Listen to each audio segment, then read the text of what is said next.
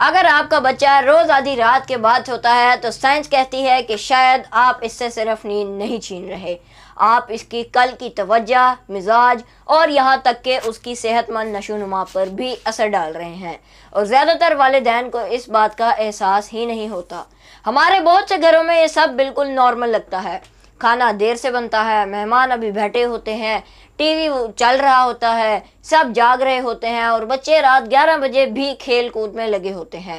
ہم کہتے ہیں وہ بچے ہیں، جب نیند آئے گی تو خود سو جائیں گے، لیکن بچوں کا دماغ اس طرح کام نہیں کرتا۔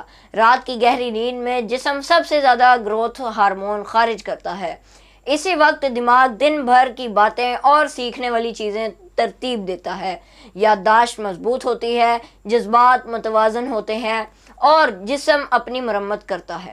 تحقیق بتاتی ہے کہ جو بچے جلدی سوتے ہیں ان کی توجہ بہتر ہوتی ہے، ان کی قوت مدافعت مضبوط ہوتی ہے، وہ پڑھائی میں بہتر کارکردگی دکھاتے ہیں اور ان میں غصہ، ضد اور رویے کے مسائل نسبتاً کم ہوتے ہیں۔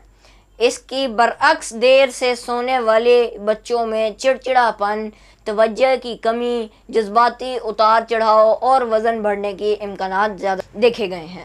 اور ایک بات شاید بہت سے والدین نہیں جانتے، رات 10 بجے سے پہلے کی نیند اور 10 بجے کے بعد والی نیند جیسی نہیں ہوتی۔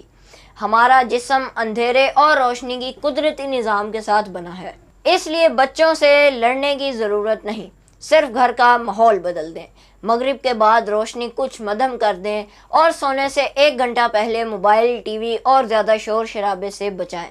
نبی کریم صلی اللہ علیہ وسلم غیر ضروری دیر تک جاگنے کو پسند نہیں فرماتے تھے۔ شاید یہ صرف عبادت کی حکمت نہیں تھی، یہ جسم، دماغ اور آنے والی نسلوں کے لیے بھی رحمت تھی۔ یاد رکھیں، بچے صرف سوتے ہوئے نہیں بڑھتے، وہ اچھی نیند میں نکھرتے ہیں، کیونکہ کل کی شخصیت آج رات کی نیند میں بنتی ہے۔